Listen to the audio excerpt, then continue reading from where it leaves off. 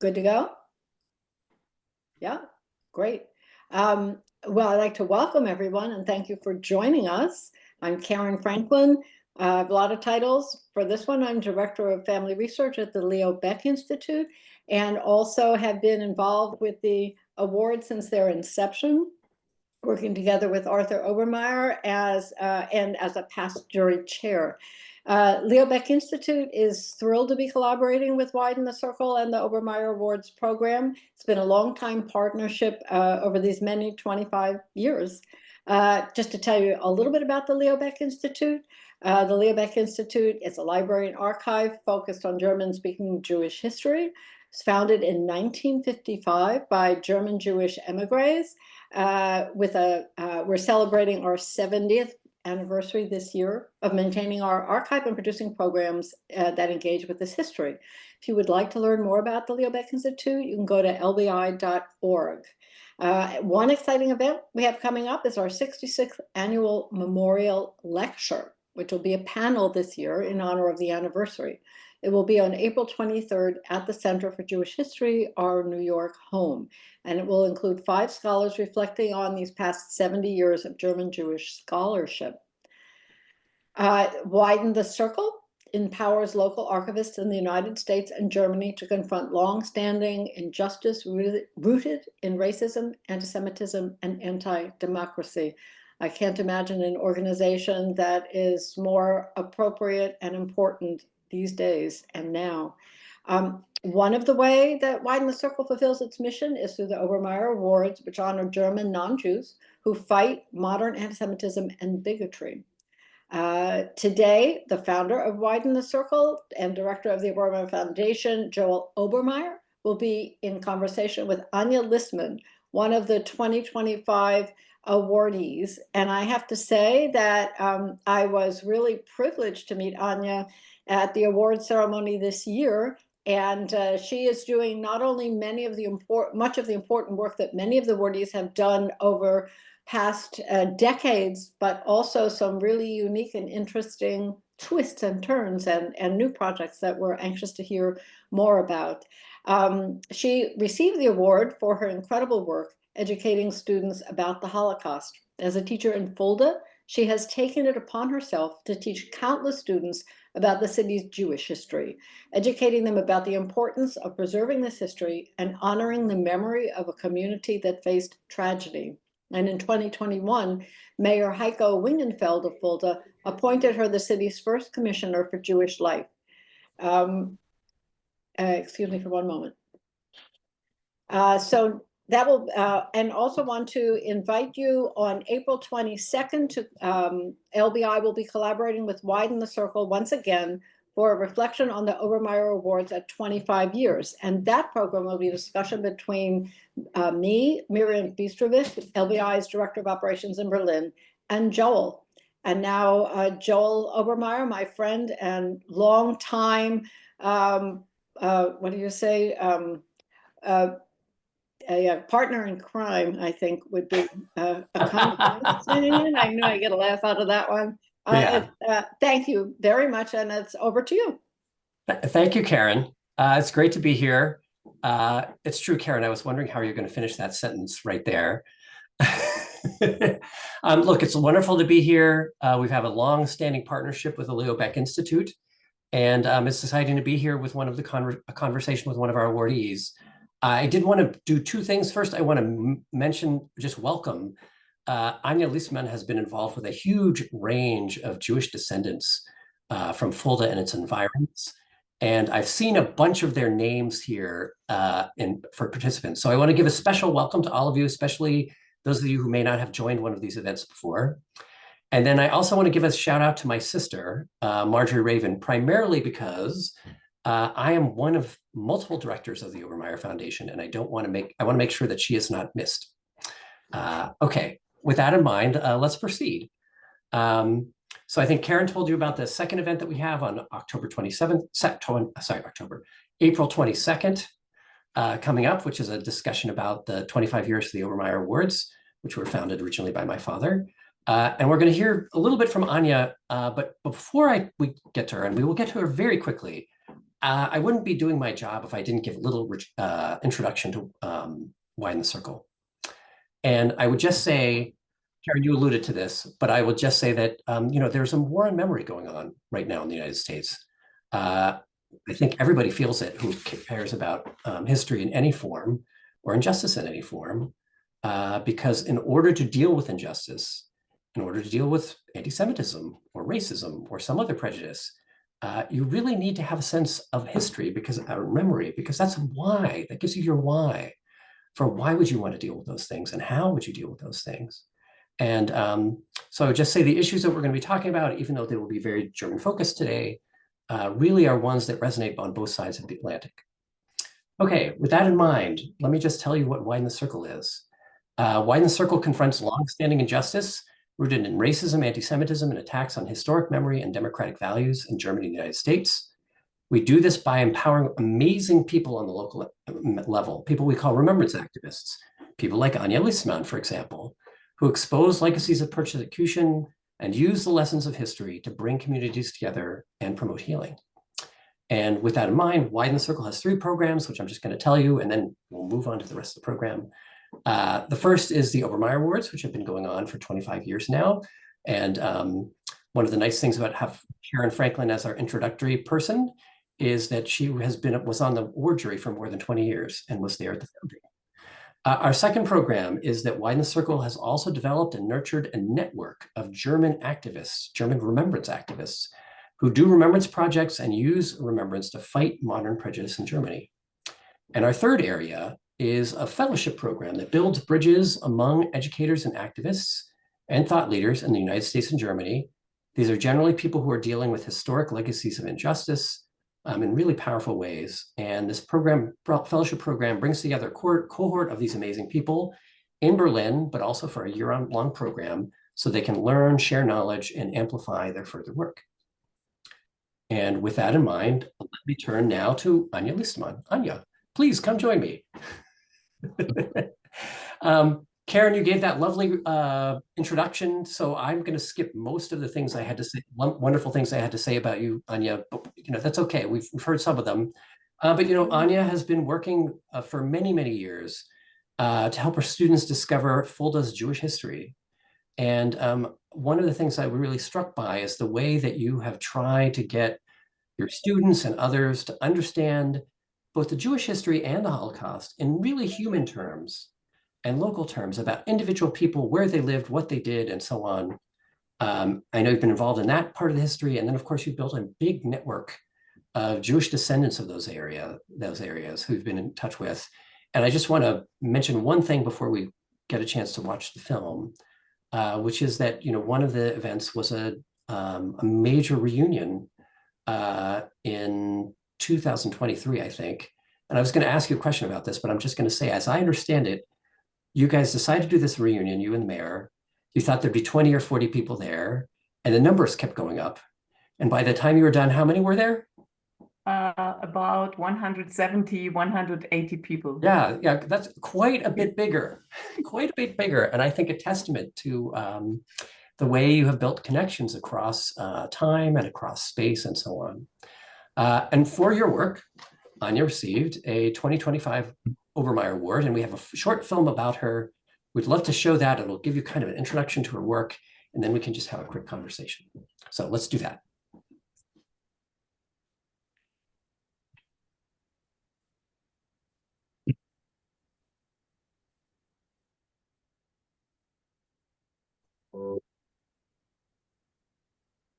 Mein Name ist Anja Listmann und ich habe auf Lehramt studiert, auch Geschichte auf Lehramt studiert. Und dann gab es einen Moment, als eine Frau in so einem Kaffeekreis geäußert hat, ich mag keine Juden. Und das hat mich so schockiert. Ich war damals 24, habe in Heidelberg studiert und bin ins Streitgespräch mit dieser Frau gekommen. Und die konnte das gar nicht begründen. Ja, ihr Vater hat das immer gesagt. Dann habe ich gedacht, oh mein Gott, 90er Jahre, sowas gibt's noch.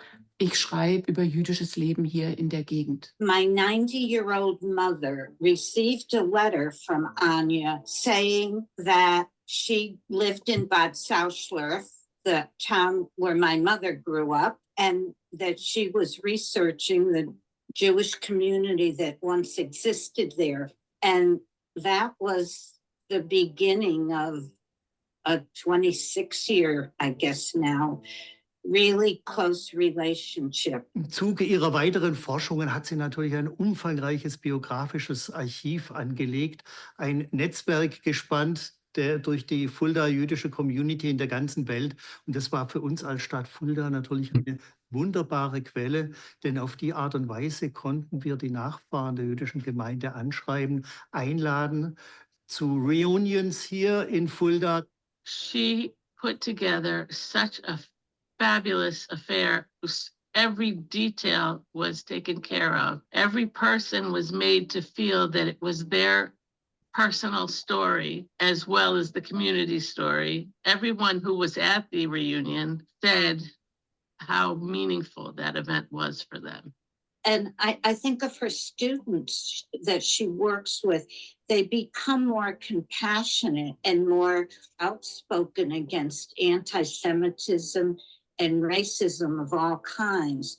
Anja Listmann also has become a very special person in my life because Anja was one of these individuals that opened her heart to me. Anja invited me on a very important trip, and that was to accompany a group of her students involved in Project Fulda, Widen Project Fulda, to accompany this group of students to Krakow and to Auschwitz. Durch dieses Projekt und durch die Reise, den Kontakt zu den Menschen, von denen die Eltern das überlebt haben und das alles hören zu müssen, was sie erlebt haben, das bringt dich wirklich viel näher an dem Geschehen. Ich glaube, das war so eben der Punkt, wo ich angefangen habe, so ein bisschen mehr meine Meinung zu äußern und mehr zu denken, okay, nee, das geht nicht, da sage ich jetzt was dazu. Und ich bin jetzt allgemein eine Person, wenn ich etwas als Unrecht empfinde, dann werde ich auch was dagegen machen oder was dagegen sagen. Also das, was ich bei vielen Jugendlichen sehe, ist einfach diese Empathie für einzelne Menschen und so ein Ungerechtigkeits- oder Gerechtigkeitsempfinden, wo sie sagen, das ist ungerecht, aber das ist so leicht gut zu machen oder in einer Erinnerung an jemand. Ich habe jetzt die Person in meinem Herzen. Ich weiß, der eine Junge, der hat mich nachts angeschrieben, als wir in Auschwitz in der Bildungsstätte waren. Und da kommt eine Nachricht und er schreibt mir, Anja, kann man jemanden vermissen, den man gar nicht kennt? Alle, was macht sie, es ist so mit großer Leidenschaft, mit großem Interesse. Und auch, was für mich wichtig, sie macht sehr viel für junge Leute in unserer Stadt. Ja, Sie lernt Leute, sie macht ich sensibel zum Thema Antisemitismus, zum Thema jüdische Kultur, jüdische Leben. Einige junge Leute waren bei uns bei Shabbat. Ja. Und ich finde, das ist das Wichtigste, was kann man machen für nächste Generation hier in Fulda. Her dedication is just phenomenal. And it's not only for Jewish people, it's for people. And she just really believes in human rights and being tolerant and kind to one another. And it's more than just a belief, she really lives that.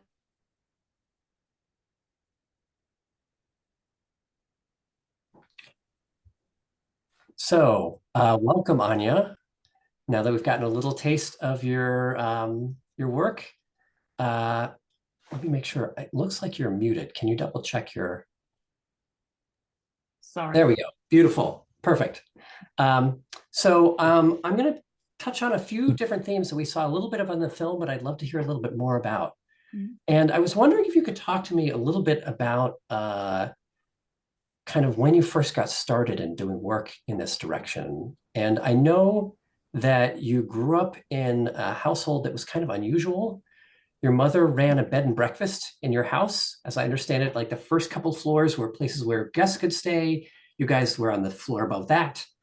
And, you know, that got you in contact with a lot of people that you might not have gotten in contact with otherwise. Can you talk a little bit about your early experiences about Jewish history, around people's views of Jews and those kinds of things. I know it was touched on in the film, but I'd love to hear a little bit more. Yeah, sure. As you said, I was growing up in this B&B. My mom still runs it. She's now 78. Oh, wow. And I always knew about my personal history that my dad's parents were, like you call it today, Nazis. My grandfather, he was killed during Second World War. But my grandmother had this weird admiration for Hitler, and it really bothered me a lot when she talked about it. And I remember when I turned 16 and I felt like I decided to confront her about it. And I dearly loved her, but I told her she had to either stop glorifying that horrible chapter of history or I wouldn't visit her anymore. So she stopped talking about it. And then you mentioned the B&B of my mom. One day at my mom's B&B, we had an afternoon event with coffee and cake. And things took a turn when a guest openly expressed, as you have seen in the video, her dislike for Jews, throwing out all those old stereotypes. And I was like it was like a hit in my face. And I couldn't believe in the 90s that people are still talking like this. And it you can say lit a fire in me, and I felt a strong urge to learn more about Jewish life in Hessen. And I decided to write my final thesis because I was studying in Heidelberg, and I wanted to write my final thesis about it. My maternal grandmother overheard Your other me grandmother. talking. Yeah, this is my maternal grandmother. It's the other grandmother, Oma Guste. And she overheard me talking about it and suggested I focus on our own hometown, Bad Salzschlierf.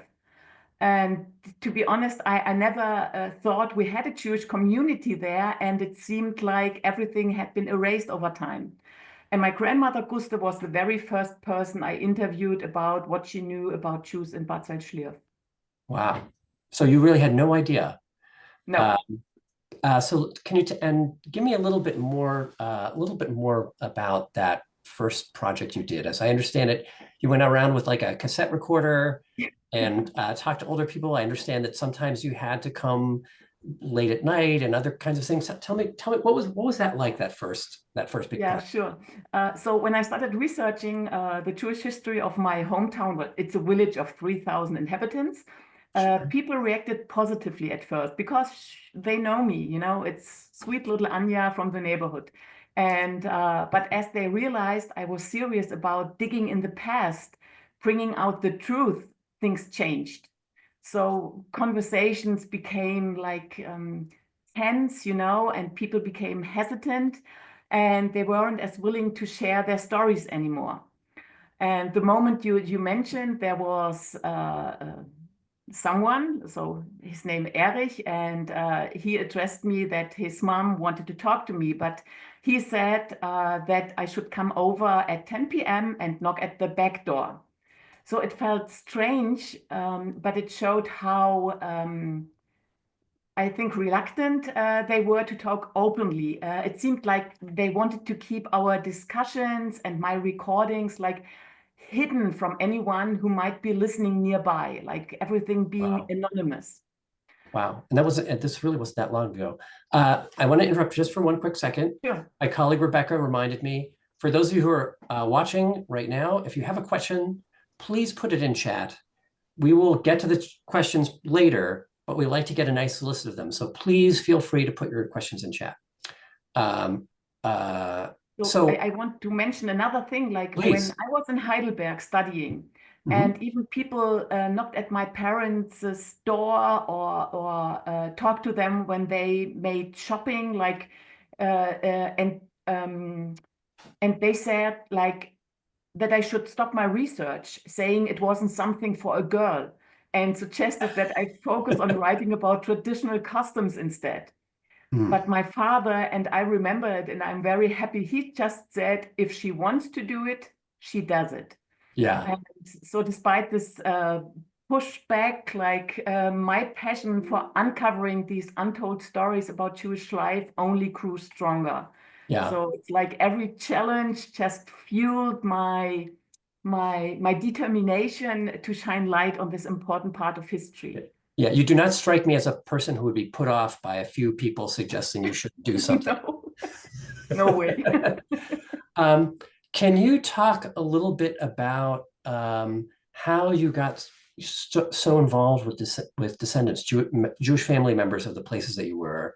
I understand that really started at a particular point in time. So if you could just give us a little sense of that. Yeah. So I was curious and like driven by the purpose and like knowing that in the Salzschlierf history book, it's just one sentence. The 5 Jewish families left the village in 1935. So I wanted to dig up, and that led me start researching for Jewish descendants using different methods. For example, I published an ad in the Aufbau newspaper that I'm searching for like people from Bad Salzschlierf. Or in 1995, I found names and addresses from restitution files, but those addresses were more than 30 years old. But even so these are basically things that had been written 30 years before, and you just stumbled upon them. Okay. Yeah, it's in the restitution file. So I went to the archive in Wiesbaden, and there you can look through restitution files, but you are not allowed to see addresses or like identifications which are less than 30 years old. So there might have been the actual address, but I was not allowed to see them due to German law. So, yeah. But even though I was reaching out like by letters, not emails, didn't exist back then. Sure. And it got me connected with so many incredible individuals like Ellie Roden, you saw in the video. And what really struck me again was like so many hadn't known what happened to their family members during the Shoah.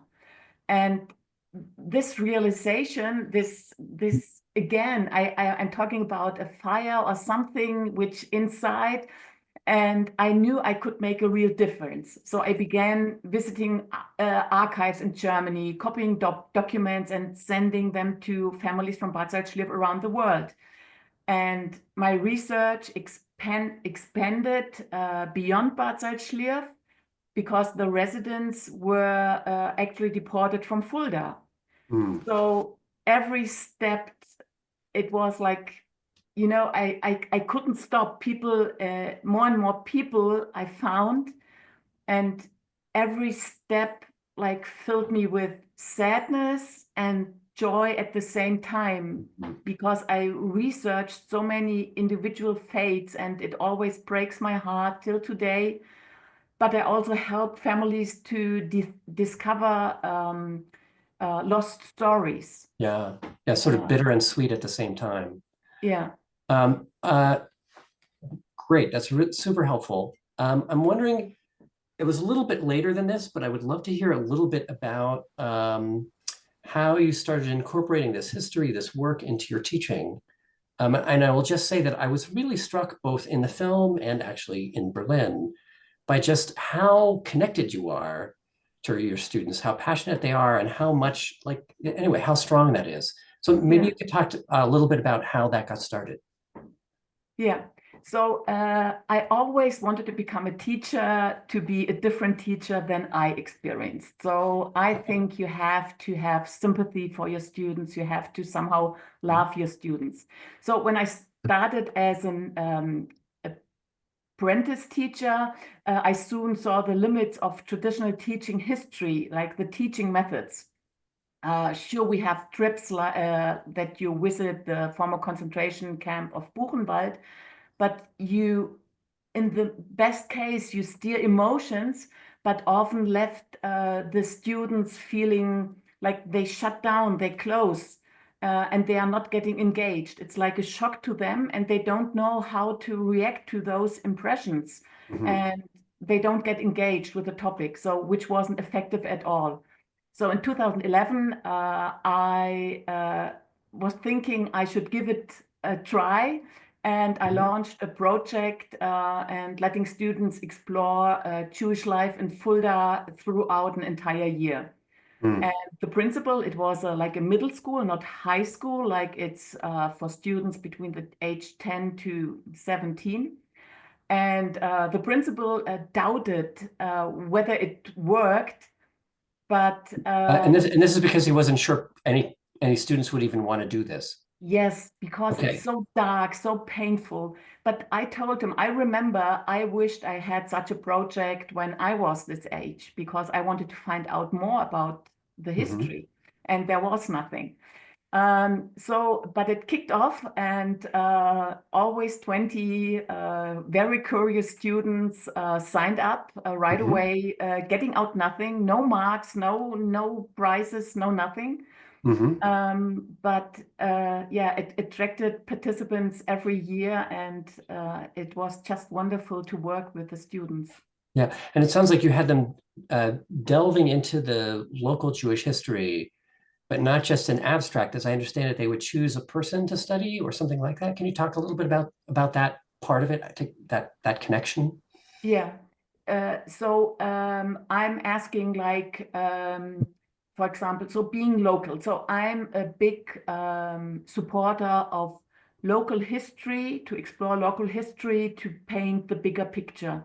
Because like 6 million, for example, for the Shoah, what is 6 million? But to have one person, which had to endure all those atrocities, so this was my goal, to make it personal.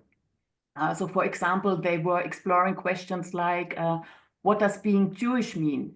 Or do you have any knowledge or assumptions? And these discussions, like, they could say anything. We were just trying to find out, what do they know? What do they want? Sure. These discussions helped reveal prejudice while driving into this very complex history. Right. And each student learned about some individual, for example, who lived near them or were around their age.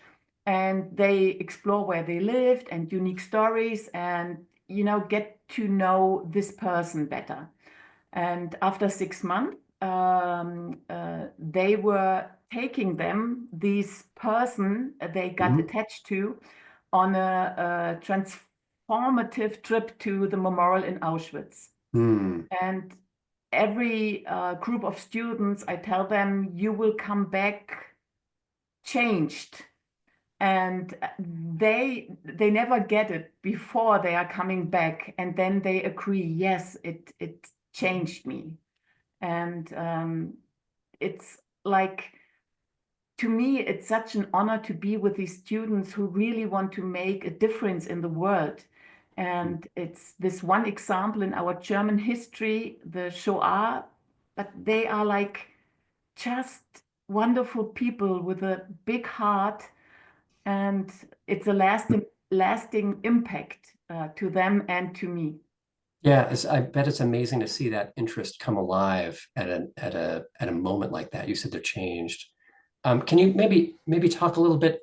I know students also had a fair amount of flexibility to react in different ways to what they saw and what kind of projects they would do. Could you talk a little bit about that? Yeah, sure. I make it short. So it's for the students. To me, it's important that they do what they need, what they want, because you can't teach the Holocaust in, like, you have to do this and this and follow my rules. So they could, like, in the second half, when we are returning, they can explain what they want to do with their knowledge, with their emotions. And for example, we had like art, they created art, or 1 year we made a short film. Like, they planned the short film, they even took cameras to the memorial in Auschwitz, and they filmed their emotions. And it's a very emotional film, like with all those questions they have. And we get in touch with descendants. 1 year we made like an exhibition. And the group from 2023, they decided crafting an exhibition and to share their powerful messages and stories to a wider audience. And it's this you can't believe what they painted, what they wrote. And the visitors, it was an exhibition in the castle in Fulda, and the visitors were thinking, no, they didn't draw this. It's not possible, but it's like you can see their emotions and the history and everything in these pictures and in their words, and I admire them. Hmm. And I actually, and I believe earlier you sent me an email link to one of the pages so you could see some of them. We can later, we'll put it in the chat. Wonderful. I guess I was just struck by how some of these students who we had a number of years ago, you still have this very tight connection with. Yeah. Yeah. It's something, we comfort each other. I never want to cry in front of them, but every time I visit another former concentration camp, and I have been so many times to the Auschwitz memorial, it's getting worse and worse. And one time, 2 students caught me crying. Like I thought I was alone, and they comforted me, and this is something, we are in this together. So we laugh together, we cry together, and yeah. That's very, very deep. Let me just ask, I want to ask you about 2 quick things, and then we'll get to questions. First, I was just wondering if you could talk a little bit about how you ended up becoming Commissioner for Jewish Life in Fulda. As I understand it, you and the mayor, Lord Mayor, I don't know, hopefully I said that right, have been involved with one another. But like, how did your interest extend in that direction? How did those things happen? So we were involved. So he's Lord Mayor since 2017, and it was like always easy to talk with him about like issues we have in the city regarding so many stuff. And he is influenced because he was a young student when there was the first visit of Jewish descendants in 1986 to Fulda. So he has this personal connection. And in 2021, the Lord Mayor reached out with an opportunity that I could become the Fulda's first commissioner for Jewish life.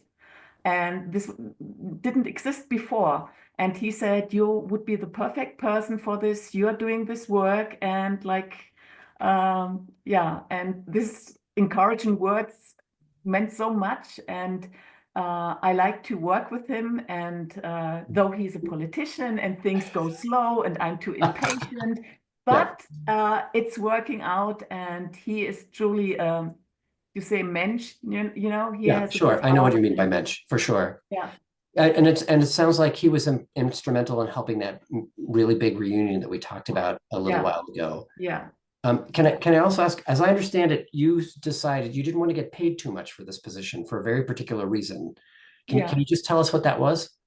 Yeah. So it's something, I don't know, it might sound stupid. So No.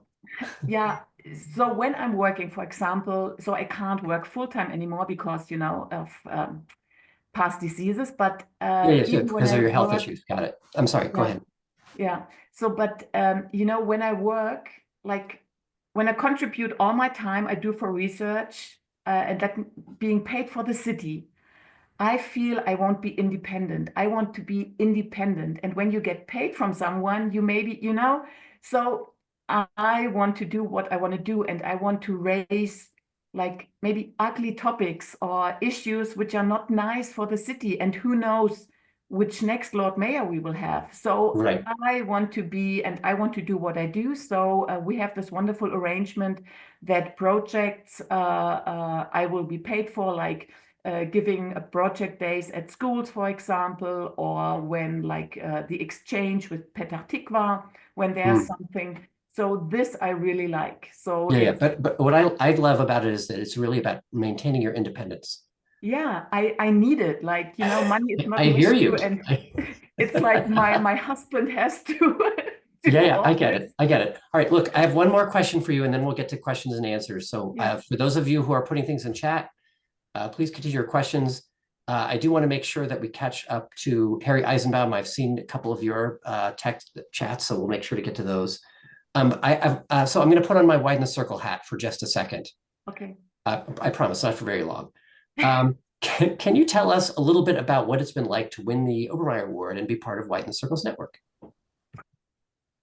I remember when you called me and I was thinking you are a descendant looking for information until, before I Obermayer. Oh, so it was like this excitement, this is like the past, but winning the Obermayer Award, being an awardee, like really has transformed my life from feeling alone like Anja. I was always Anja, who am I?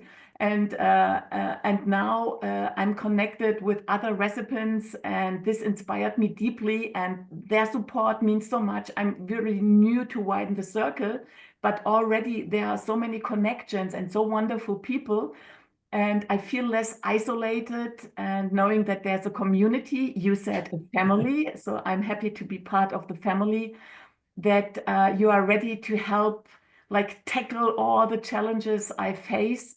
And this fuels my passion. Like I feel safer, like stronger. And this is something, I really thank you for. And I feel like I have like an armor now, and people who are like, oh, you are in trouble, we are here. Yeah, and I just want to confirm, I did not pay you to say those things.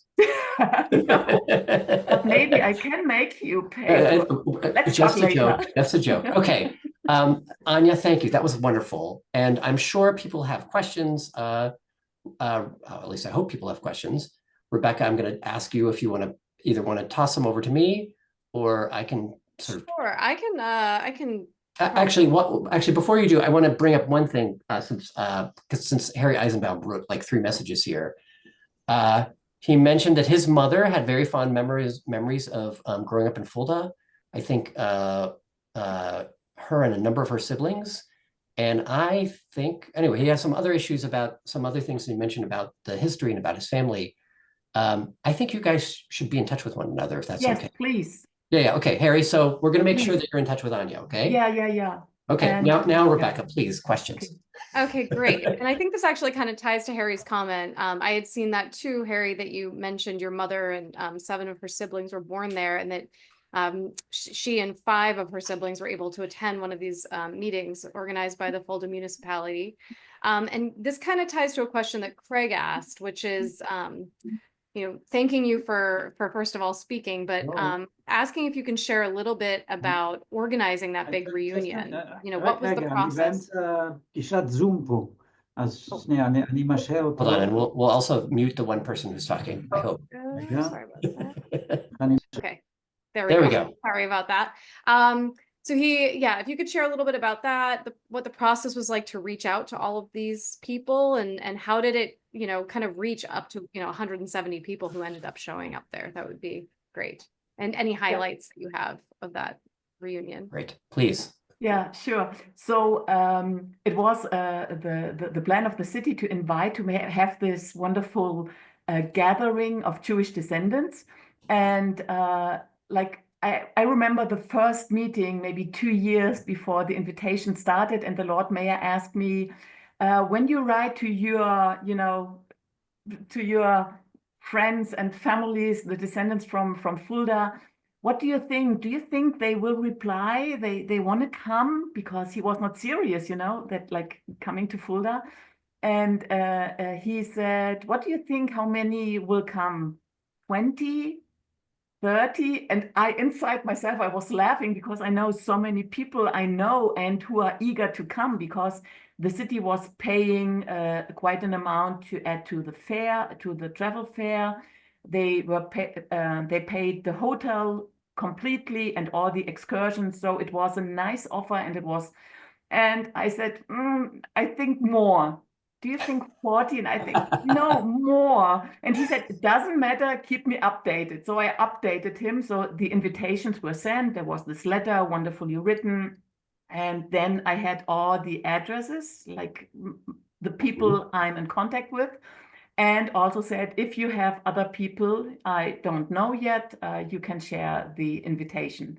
And then I told him, now it's 60, now it's 80, now it's 100, now it's 120, now it's so, and we needed more rooms. And the Lord Mayor never blinked.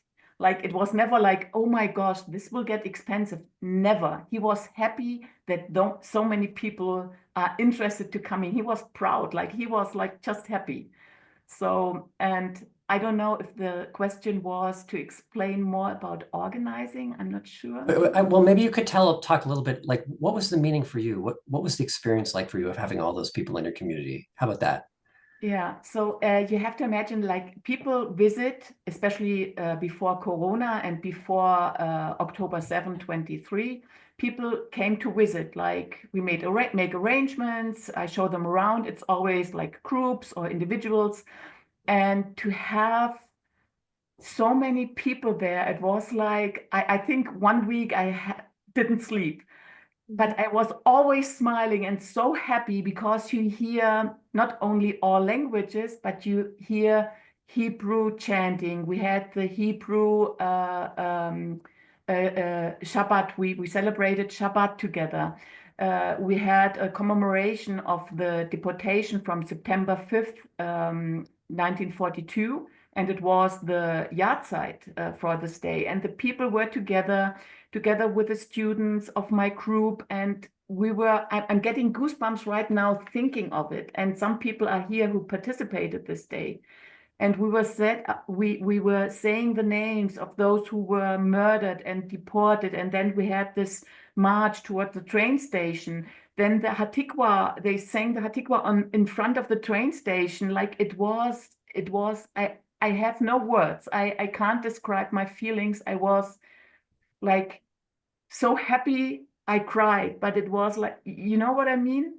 To hear people being there, Jewish people, like seeing people like in public. Yeah.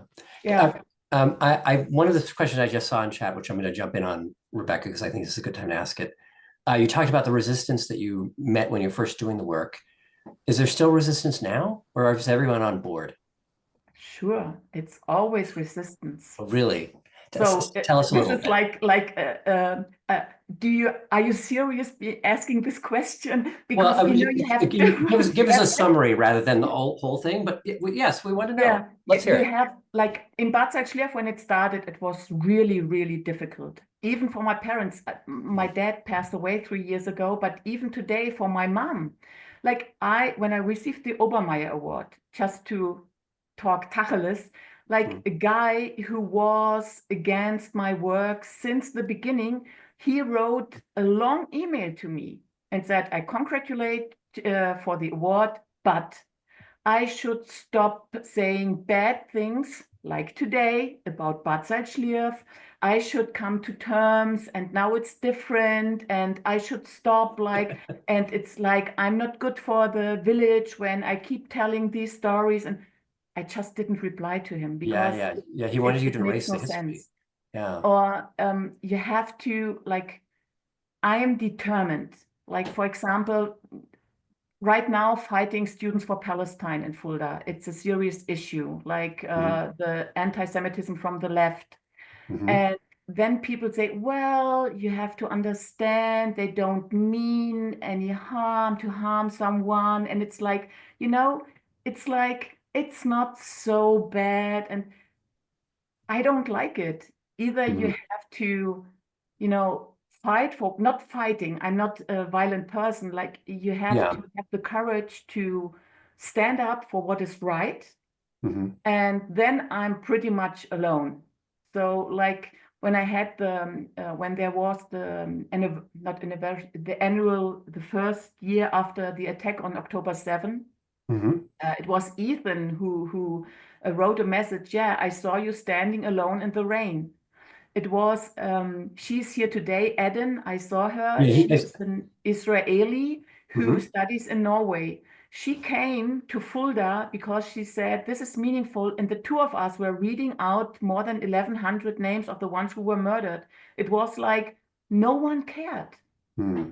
And this is something like, people are interested in Jewish history. People are interested, and I apologize.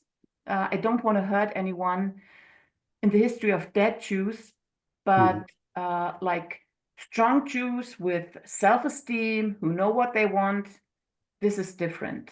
And when it comes to Israel and how it, like, I don't want to get into this topic because makes Yeah. me angry. Like, Yeah. yeah. No, I can see it's very, very strong. And it sounds like it's another area where you have to kind of stand up on your own sometimes. Yeah. Okay. Other questions? So yeah, and I'm glad you touched on that, Anja. There was a question from Mette Goldmeyer Miller who was kind of asking about your perspective on things since October 7th, and specifically about the protests in Germany and at universities around the world. So of course, if you have anything else you want to add to that, but I think you mostly kind of answered what we're kind of seeing in this moment. Another question came from Zoltan Igaz, who thanked you for sharing all of these historical aspects of Jewish life, and specifically continuing this culture in Fulda. And they ask, how do you see the reasons for the emergence of a new Iron Curtain with the AfD coming up in the earlier GDR parts of Germany? How do you translate this in Fulda for yourself? This is a very good question, and it's very like the area I grew up and live again today was always very open towards the Nazi Party and today the AfD. So we have more than average a percentage of AfD voters. They are very strong in our region. And one of the heads of the AfD, like he lives like 10 kilometers from here. And this is really, really an issue. And I don't see it like that people say, well, they are voters who protest against something. They know what they are getting into, like the majority.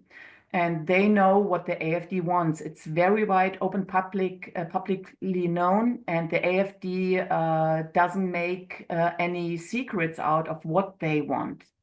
And this is something, and how can I put it? It scares me. So my brain knows where the direction goes. So they want to rule Germany in 4 years. This is their goal. Maybe they succeed because the world is like upside down. Everything is like I can't even catch up with everyday news, like things who were certain, like I just say Trump, and you know what I'm talking about. Sure. And then we have Europe, like the British leaving the Union.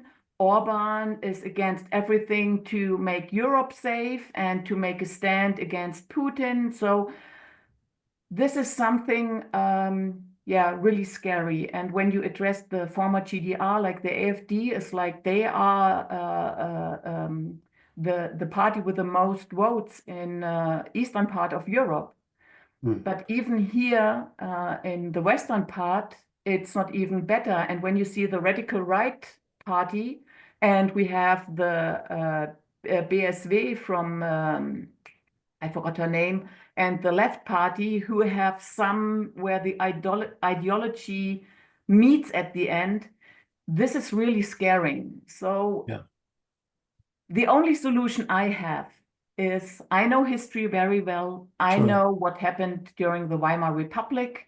And I'm adding 1 + 1 + 1, and I have to act now. And we can't be scared now. And too many people are scared to speak out their mind. And this is something we can't allow. I don't want to allow. It makes sense. And based on everything I know about you, it makes sense you would say that. I guess my question is, I realize you're not a teacher in school now, but I assume you still interact with young people. How do you talk to them about this, like the moment we're in? Yeah, I think it's very important to talk open with them. Like our children are 18 and 20. So we talk about it. We can't like put it away and think like, put on the pink glasses and think it will be fine.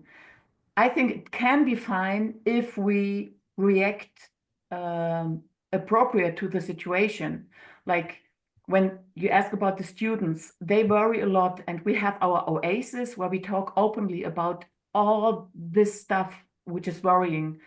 And then we try to find like not a solution, but things to make can I say it, to make out of shit gold, like to put some positive perspective. So now is our chance to stand up. Now is our chance to know what we know. Now is our chance to be the ones who want the people at the table to talk about differences, not to fight about differences. Yeah. Because this is like, it's almost impossible to sit together with a person who has a completely different angle to see politics or history. Yeah. But we have to bring people on the table, talk with respect, and then leave with two different opinions. That this is fine. Like, yeah. So they, of course, they want to do this. They try to do it, but those are young people. Look at the generation who knows better, and it just. Yeah, but I'm always positive. Yep. And at the end, we go out like we have each other and. Yeah, makes sense. Rebecca, any more questions or are we good? There's one more question and there's a comment that Liz Levy, who I know you know very well, Anja, mentioned. She just comments, of course, thanking you for your work, but also just stating how surreal it is that she's watching this from her safe room near Jerusalem right now with sirens outside. So I think that, you know, reminds us of the moment we're in. Lisa asked that, you know, was there anyone who inspired you as you started to do your work, maybe particularly when you started doing your research? Do you have anyone that has been helpful? I think the idea here is, it seems like you're inspiring a number of people here. And so the question is, who inspired you? There was like, I won't call it inspiration. There's something which not broke me, but broke something inside of me when I was 9 or 10 years old. It was the series Holocaust, this Hollywood series about the Weiss family. And in my home, at home with my parents, it was not so popular to cry. So I remember going down to the basement crying because I couldn't believe, I know it's true, but I couldn't believe that this is possible. And I wanted to learn more about, but where to turn. In school, it was like 6 million Auschwitz, and Pater Maximilian Kolbe saved some people. So inspiration, like on my way, you know, growing older, there were several people, and one has nothing to do with Jewish life. This is Thomas Sankara from Burkina Faso. And the second is Benjamin Ferencz. I adore the work of Benjamin Ferencz. We became friends later, and he is so determined and always fighting with words. So he is a big inspiration to me. And can you tell us a little bit more about the person from Burkina Faso and why that connection? I understand it's not Jewish history, but it doesn't matter. Yeah. Tell us a little bit about how that's an inspiration to you. Yeah, so we have 2 children. One is made by ourselves, and Samuel is adopted, and he was born in Ouagadougou in Burkina Faso. And we had a long relationship with the country, like getting information, and we made this adoption because they signed the Hague Convention against children trafficking. So getting to know the country, we fell in love with Thomas Sankara, who was president from 1984 to 1989 when he was killed. And he did amazing things. Like this is the 3rd poorest country since years in the world, Burkina Faso. And we have a foundation now there, like building hospitals and stuff like, and we love the country. And Thomas Sankara, what he did was like giving free treatment for children, like medication. He built a green wall against the Sahel. Like he just like was so, he's amazing. He sold all the big cars for the ministers, and everyone has to drive an R5, this small French car. And Thomas was very tall, 1.96 meters, almost 2 meters tall. Yeah. And when he climbed out of this car, like this tall guy, he said that man has to do once a week the shopping on the market. he forbade circumcision. He said, we have to protect our girls. Like, it's so many things. And he was not liked by the Americans, by the French, because he said, produce Burkinabe, and what we can produce, they have the best cotton in the world, but you know, it's sold out by the French and everything, and we have to sew our own clothes, etc. We have to produce in Burkina, and this was, so he was murdered, and he is a hero in the whole of Africa for people who want justice for like equality. Makes sense. Makes sense. Yeah. I think we probably have to wrap up unless there's one more question. Rebecca, any more? Give me a nod or one more. So let's get that one more in. If there's one more, is there one more? No, Karen said no. Okay, it's fine. We're good. We're good. So let me do this. First, I want to thank you, Anja, both for your work and your inspiration and for joining us today.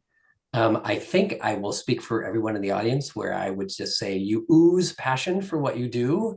I don't think you can miss it for a second.